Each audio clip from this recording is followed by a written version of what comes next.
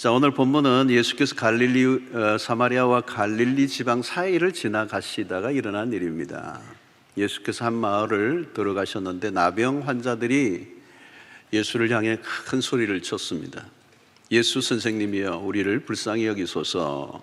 당시에 이 나병은 이 법정 전염병 환자로 분류가 되고 사람들과 접촉을 할 수 없도록 그래서 격리된 삶을 살았습니다.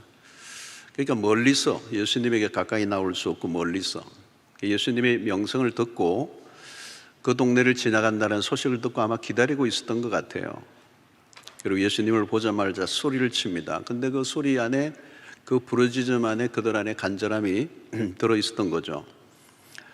자, 예수님이 그들의 부르짖음을 외면하지 않으시고 14절에 이렇게 얘기하십니다. 보시고, 그들을 보시고, 예수님이 그 긍휼히 여기시는 마음으로 보시고 이르시되 가서 제사장들에게 너희 몸을 보이라 하셨더니 그들이 가다가 깨끗함을 받은지라 그랬습니다.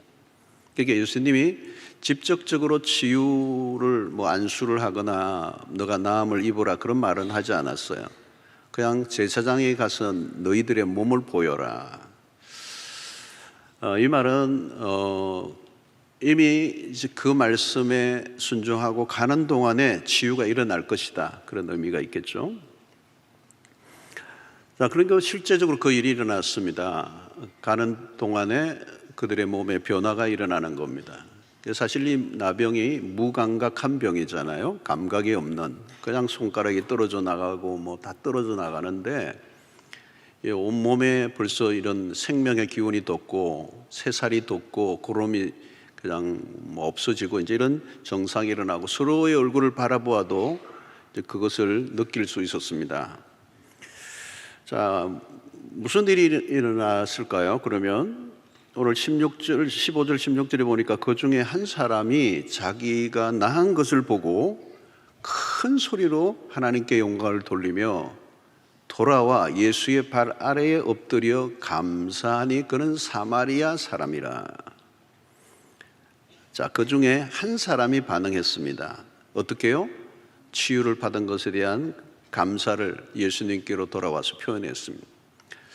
자, 일반적으로 제사장에게 몸을 보이라고 했던 이유는 그 당시에 의사들에게 찾아가는, 병원에 찾아가는 것이 아니고 그 나병이 치유되면 치유된 것에 대해서 제사장이 그 몸을 확인하고 치유가 되었다는 것을 이제 선포해 주어야 되는 겁니다. 이 많은 이제 치유의 판정을 받아야 되는데 이제 그런 과정 속에 몸을 보여야 되고 또 이 나병에 나온 이분이 제물을 또 제사장에 드리고 제물을 받은 제사장이 그 피를 7번 또 제단에 뿌리는 일들, 또 8일째 되는 때는 또 아주 비싼 이 제물을 바치는 과정, 이런 것들을 통하여 정상인이 되어서 이제 공동체로 복귀하는 이런 예식이 있었습니다. 당시에 이제 병이라고 하는 것은 이 나병은 죽을 병이고 이 병에 걸린 순간 천형을 받은 자로 낙인이 찍혀서 저주받은 것으로 여겼고 고통의 세월을 보내야 했습니다. 그렇기 때문에 이 나병에서 나음을 입었다는 것은 작은 사건이 아닙니다. 독감 정도 아니면 무슨 피부병이 났다 정도가 아니고 일어날 수 없는 일이 일어난 겁니다. 자, 그런데 이제 오늘 우리가 살펴볼 일은 이 일에서 이 10명의 나병 환자가 다 동시에 나음을 입었는데 두 갈래로 딱 나누어졌다는 겁니다. 단 한 명만 예수께로 돌아와서 하나님께 영광을 돌리고 감사를 표현했습니다. 9은 돌아오지 않았다는 거예요. 우리가 좀 어떻게 생각해 보면 10명 중에 9명 정도 아니면 5명 정도라도 감사를 하고 5명 정도는 갔다, 이 얘기가 아니고 10명 중에 9명이 다 갔어요. 한 사람만 지금 온 겁니다. 감사하러. 또 일면 이해가 돼요. 왜냐하면 지금까지 죽을 병에 걸려서 얼마나 지독한 고통 속에 살았습니까? 그리고 가족들과 생이별을 하고, 그러니까 한순간이라도 빨리 제사장의 몸을 보이고 집으로 돌아가고 싶었을 거예요. 그런데 그렇더라 할지라도 단 한 명만 10명 중에 그것도 이거 그냥 간단한 질병이 아니고 죽을 병이고 거의 불치병이라고 할 이 나병이 나왔단 말이죠. 마치 말기암에 완전히 사형 선고를 받고 이제 죽기 직전에 있는데 나왔다라고 할 때에 이 10명 중에 그래도 몇 명이라도 가서 돌아와서 감사를 해야 되는데 단 한 명만 감사했다는 거예요. 이제 성경이 기록한 목적이 이유가 뭘까요? 그러니까 감사는 흔한 일이 아니라는 겁니다. 감사가 일반적이지 않다는 거예요. 감사하지 않는 게 일반적이라는 거예요. 이 사람의 본성이 뭐냐? 감사하는 것보다 감사하지 않는 쪽에 더 가깝다, 이 얘기를 하는 겁니다. 그래서 오늘 17절에 보니까 예수께서 대답하여 이르시되 10사람이 다 깨끗함을 받지 않았느냐? 5명이 뭐 깨끗함을 낳은 게 아니고 10사람이 다 깨끗함을 받지 않았느냐? 그 9은 어디 있느냐? 그랬어요. 왜 너만 왔느냐? 너만 나왔냐? 근데 여러분, 예수님이 지금 왜 9명은 어디 있느냐 물으신 것은 그 감사도 하지 않는 그 나쁜 인간들 어디 있냐, 이 얘기가 아닙니다. 여러분, 나병이 낫는 것만이 전부가 아니고 그것보다 더 중요한 게 남아 있어요. 나병보다 더 무서운 병이 있어요. 영혼이 병들어 있는 겁니다. 영혼이 죽어 있는 거예요. 영혼이 죽어 있으면 뭐 몸이야 그냥 고기 덩어리죠. 주님은 육체적인 치유로만 끝내신 분이 아닌 겁니다. 주님의 의도는 육체적 질병보다 더 큰 뭐가 있는 거죠. 주님은 완전한 구원을 허락하기를 원하셨습니다. 그 9은 어디 있느냐? 그 질문에는 주님의 안타까움이 있어요. 내가 진짜 줄 게 있는데. 여러분, 육체적 치유는 제사장을 만나서 확인을 받으면 됩니다. 그러나 영혼의 치유는 주님에게로 다시 와야 돼요. 9명은 자신의 육체 치유에 만족했고 육체적 치유에만 꽂혀 더 큰 축복을 놓친 것이죠. 자, 예수께로 돌아온 그 사람은 누구인가에 대해서 성경은 이렇게 얘기합니다. 16절에 예수의 발 아래에 엎드려 감사하니 그는 사마리아 사람이라 그랬습니다. 왜 사마리아 사람이라고 하는 걸 밝혔겠습니까? 이유가 있어요. 그러니까 사마리아 사람과 유대인을 대조하는 것입니다. 사마리아 사람들은 그 당시에 유대인들과의 굉장히 유대인들이 배척했던 사람들이 사마리아 사람이에요. 그래서 18절에 이렇게 사마리아 사람, 이 이방인 외에는 하나님께 영광을 돌리려 돌아온 자가 없느냐 하시고, 그러니까 이 사마리아 사람과 유대인을 대조하고 있는 것입니다. 그리고 사마리아 사람이 돌아와서 이렇게 감사할 때에 이 일을 통하여 주시려고 하는 하나님의 메시지는 하나님의 은혜는 차별이 없다는 것이죠. 여러분 보시면 많이 은혜를 받으면 많이 감사할 것 같은데 실제로는 반대예요. 사마리아 사람은 받을 자격이 없는 자신에게 주어진 은혜에 감격합니다. 그러나 유대인들의 입장은 뭐예요? 받을 것을 받았다고 생각하는 거예요. 당연하게 생각하는 거예요. 이게 어디서 나온가 하면 유대인의 선민 사상에서 나온 특권의식입니다. 당연히 주어질 것이 주어진 것으로. 여러분, 감사해야 할 사람은 감사하지 않고 의의 인물이 감사하고 있음을 오늘 성경 본문이 우리에게 드러내고 있습니다. 여러분, 내가 받을 자격이 있다고 여기는 사람은 감사하지 않아요. 은혜를 당연하게 여기는 거예요. 당연하게 여기는 거예요. 여러분, 우리가 구원 얻은 것이 당연한 것입니까?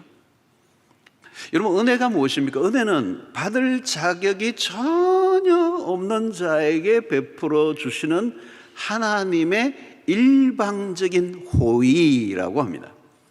받을 자격이 아무것도 없는 사람.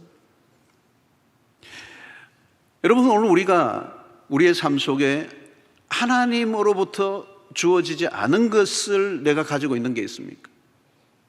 오늘 본문에서도 사마리아 사람이 돌아온 것을 부각시키는 의도는 무엇입니까? 유대인이 아닌 사마리아 사람에게도 차별 없이 주시는 그 하나님의 은혜. 오늘 내가 하나님의 은혜를 받은 것은 내 어떤 자격이나 나의 능력이나 나의 열심 때문이 아니에요. 그런데 여러분, 예수를 오래 믿다 보면요, 내가 그래도 예수 안 믿는 바깥에 전도를 하다 보면 저 인간보다는 내가 뭔가 나아서 하나님이 나를 구원하신 것 같아. 여러분, 성공한 사람들은 자신의 힘을 자랑합니다. 그리고 자만심이 곳곳에 묻어납니다. 그런 태도를 경계해야 돼요. 여러분, 세상에서 늘 목격하는 풍경 아닙니까? 나는 자격이 있다. 나는 누릴 자격이 있다. 받을 자격이 있다. 받을 권리가 있다. 그런데 여러분, 우리가 과연 구원을 얻을 자격을 갖추었는가? 우리가 하나님의 사랑을 받을 만해서 받은 사람인가? 여러분, 우리가 은혜 신앙생활하면 굉장히 위험한 것은 하나님의 은혜를 당연하게 여기는 것입니다. 우리가 이전에 모두 영적으로 보면 나병 환자들이었습니다. 무감각하게 살았습니다. 소망이 없던 자들이었습니다. 하나님으로부터 격리된 삶을 살았습니다. 얼마나 불결한 존재로 하나님 앞에 설 수 없는 죄인들이었는지 모릅니다.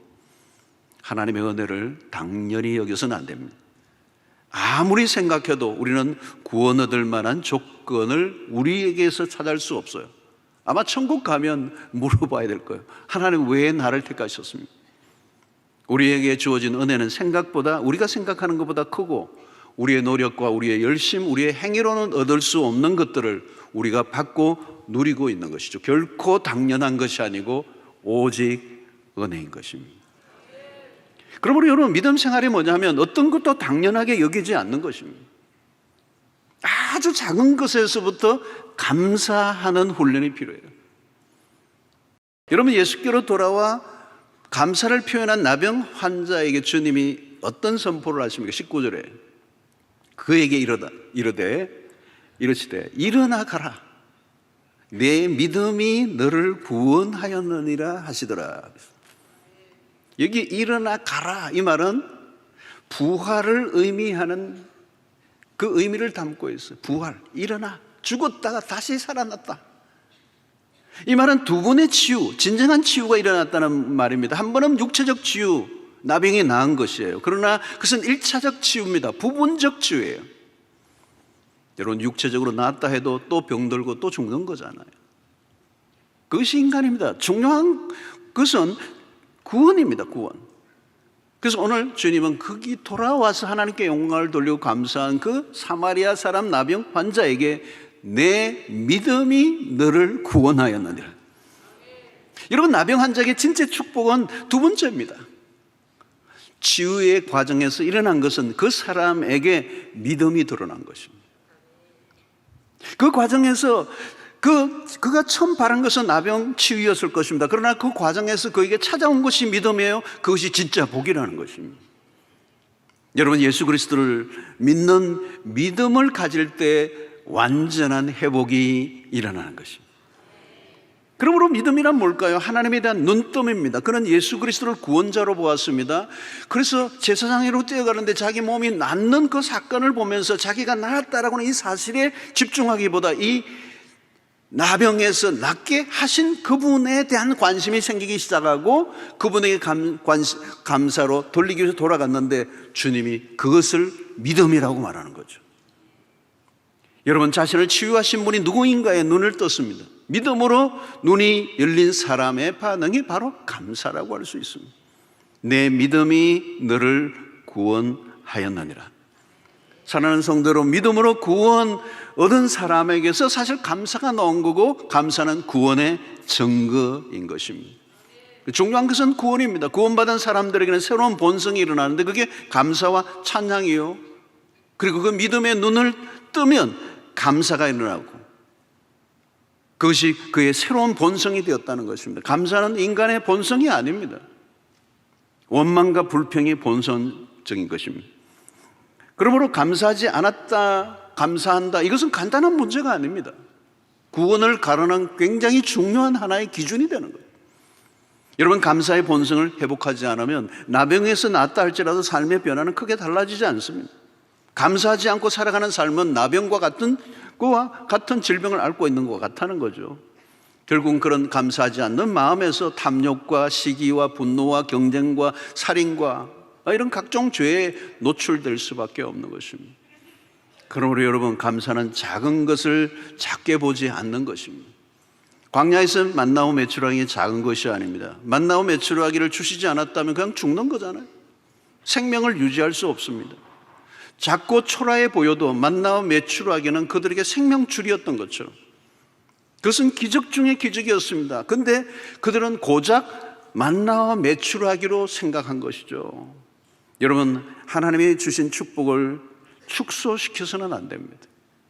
지금 내가 가지고 있는 그것은 하나님의 은총의 손길이라고 하는 사실을 바라보는 눈이 열려야 하는 것이죠. 나에게 주어진 일상의 작은 것들을 무시하지 말아야 돼요. 내가 이것이나 하고 있나라고 하는 불평을 하지 마십시오. 그 만나와 메추라기를 작게 여기는 그것은 불신앙이요, 하나님 앞에 불평하는 것입니다. 사랑하는 성도 여러분, 오늘 이 한 사람, 사마리아 사람은 이 감사를 하나님께 표현한 사람이에요. 어쩌면 다른 9사람도 감사의 마음을 가지고 있었을 겁니다. 그러나 표현하는 게 중요해요. 한 사람만 와서 표현을 한 것입니다. 무엇으로? 언어로. 감사하다고 표현하고, 엎드리고 행동으로 표현하고. 여러분, 이 표현에 힘이 있어요. 그런 많은 사람들은 어쩌면 상당하게 먼 길로 갔을지도 몰라요. 예수님의 말씀을 듣고 뛰어가다 보면, 너무 기뻐서 뛰어가다 나오면 제사장에 갔는데 한참 길을 갔기 때문에 다시 되돌아오는 건 어려웠을지 몰라요. 그러니까 대부분의 9명은 에이 뭐 어쩔 수 없어, 멀리 너무 멀리 와서 다시 돌아가기 힘들어, 아니 다음 기회에 하지. 돌아가는 것은, 다시 예수님에게 돌아가는 것은 대가 지불이 필요합니다. 그런데 그 사마리아 사람은 그 대가 지불을 한 것이죠. 다시 생각만으로 한 게 아니고 구체적으로 자신이 행동으로 옮기면서 감사를 했다는 거죠. 사랑하는 성도 여러분, 감사는 입으로, 행동으로, 삶으로 표현해야 되는 거예요. 그때 그 감사는 시너지가 일어나는 것입니다. 그리고 이 감사는 선택을 하는 것입니다. 감사할 수도 있고 불평할 수도 있고 원망할 수도 있습니다. 선택의 자유는 우리에게 있습니다. 감사를 선택할 때 감사할 새로운 일들이 일어나게 돼 있습니다. 감사는 감사를 낳게 되는 것입니다.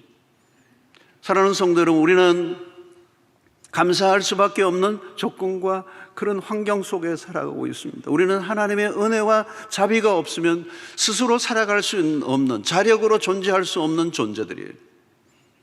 어느 한순간도 하나님의 자비와 긍휼이 없으면 존재할 수 없는 게 우리예요. 여러분, 그래서 로마서 1장을 보면요, 타락한 인간의 죄를 열거해요. 1장 21절 위에 계속 심각한 타락한 인간의 죄를 열거하는데, 거기에 우리가 잘 아는 동성애 죄도 있어요. 그런데 여러분, 동성애만 아니에요. 수군수군 하는 것도요, 큰 죄예요. 감사하지 않는 일도 나와요. 감사치 아니하고. 우리는 동성애만 큰 죄로 여기는데 아닙니다. 감사하지 않는 죄, 결코 동성애와 비교해서 적은 죄가 아니라는 거예요. 여러분, 하나님을 모르고 살아가는 인간의 모습, 하나님에 대한 반역적인 삶의 태도의 뿌리는 감사하지 않는 데 온다는 거예요. 감사하지 않는 삶은 교만에서 나오는 겁니다. 교만이 얼마나 큰 죄입니까? 여러분, 술, 담배 하는 것보다 더 무서운 게 사실은 교만이에요. 내 힘으로 살아간다는 자만은 하나님을 대적하는 죄입니다. 원망과 불평, 큰 죄입니다. 구원받은 자의 당연한 삶은 감사합니다. 그래서 하나님을 믿지 않는, 하나님을 대적하는 인간과 하나님을 섬기는 그 가름을 하는 기준이 감사라고 얘기하는 거죠. 사랑하는 성도 여러분, 우리가 받은 구원이 너무도 크고 광대합니다. 살아가는데 중요한 것은 우리 모두에게 하나님이 그냥 다 허락하셨습니다. 본래 여러분, 내가 가지고 있는 것은 아무것도 없습니다. 모든 것은 하나님으로부터 왔습니다. 욥기서를 요즘 보는데 욥이 뭐라고 그러죠? 내가 그냥 알몸으로 왔습니다. 나는 그냥 아무것도 가지고 온 것이 없습니다. 그래서 주신 자도 여호와시고 거두어 가신 자도 하나님이십니다. 사랑하는 성도 여러분, 내가 열심히 해서 내가 오늘 여기까지 이르렀다, 아니에요. 여러분, 그 몸을 누가 주신 것입니다. 내가 지식을 쌓고 전공을 해서, 아니 그 감당을 두뇌는 어디로부터 온 것입니다. 내가 열심히 일하고 돈을 벌어서 살아간다고 생각합니까? 우리는 다 알지 못해요. 모든 것이 하나님의 손에 달려 있습니다. 영적인 눈이 열려야 합니다. 그 은혜가 보여져야 되죠. 보여야 감사할 수 있다는 거죠. 여러분, 우리에게 베풀어 주신 그 은혜가 얼마나 큰지 다 알 수 없습니다. 그런데 이런 은혜에 대한 감격보다 냉담해질 때가 있다는 거죠. 우리 신앙생활을 하다 보면 그 하나님의 은혜는 너무도 당연하게 여겨지고, 뭔가 어느 순간부터 예배나 우리의 삶이 무미건조해지고 무기력한 신앙생활이 되고 감사가 빠져버릴 때, 그 하나님의 은혜를 망각해버릴 때 우리의 신앙은 시큰둥해지고 감격이 사라지고 우리 예배가 무미건조해지고 우리의 신앙 자체의 감격과 감동이 사라질 때 우리의 신앙은 위기가 오는 거잖아요. 사랑하는 성도 여러분, 사마리아인은 큰 소리로 하나님께 영광을 돌렸다고 말씀합니다. 여러분, 이것은 그냥 예배를 했다 드렸다 이런 얘기가 아니에요. 큰 소리로 하나님께 영광을 돌렸다는 이 말은 가장 그 사마리아 사람의 영혼의 상태가 깨어난 상태가 될 때 가능한 것입니다. 오늘 또 여러분, 누가 가장 큰 영광을 하나님께 돌릴 수 있을까요? 내 영혼이 깨어날 때예요. 내 영혼의 눈이 열릴 때. 여러분, 오늘 우리가 어떤 상황 속에 찬양하고 감사할 수 있다면 오늘 우리는 구원받은 하나님의 백성임에 틀림이 없습니다. 감사는 구원받은 자의 뚜렷한 증거이기 때문에 그렇습니다. 오늘 본문은 유대인이나 사마리아인이냐를 묻지는 않습니다. 내가 몇 년을 신앙생활을 하고 있느냐, 어떤 직분을 가지고 있느냐를 묻지 않습니다. 감사하고 있느냐를 묻는 것이죠. 왜냐하면 감사는 그가 구원받은 백성임을 드러내는 증거이기 때문에 그렇습니다.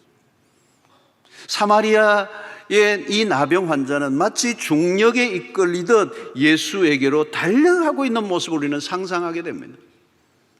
지독한 질병이 난 그 사실보다 더 자신의 시선을 끄는 것은 바로 예수 그리스도였습니다.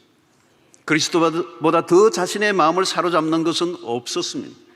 나병이 낫는 이를 통하여 그는 그리스도를 만난 것이 그의 삶의 복이었습니다.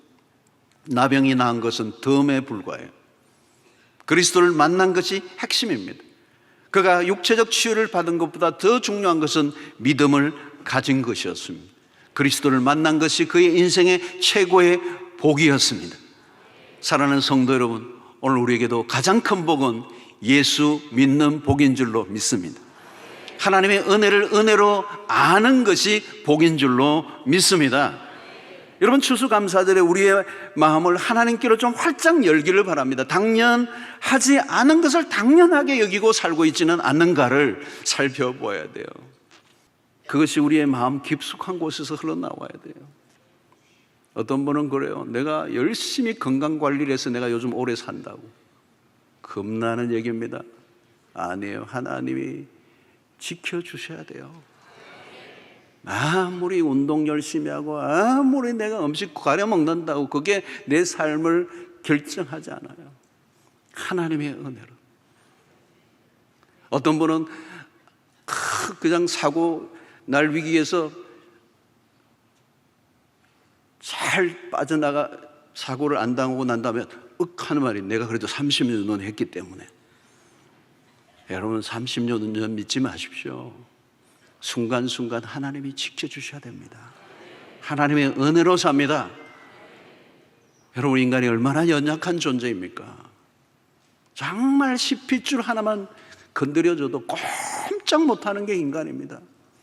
오늘도 우리의 삶 속에 수없는 사건과 일들이 일어남에도 불구하고 우리는 그 작은 일들을 작게 보지 않고 당연한 것을 당연하게 여기지 않고 하나님의 모든 것이 은총의 손길임을 믿고 반응하고 감사하고 찬양하는 우리의 신앙이 될 수 있게 되기를 축원합니다. 감사는 다른 삶이에요. another level이에요. 감사는 우리의 삶의 최고의 세상의 상태로 성화의 과정에서 일어나는 일입니다. 결코 우리의 힘으로 할 수 없는 게 감사예요. 내가 감사하고 싶다고 감사되는 것도 아니에요. 감사는 하나님의 은혜가 필요해요. 그 은혜를 은혜로 아는 자들의 반응이에요.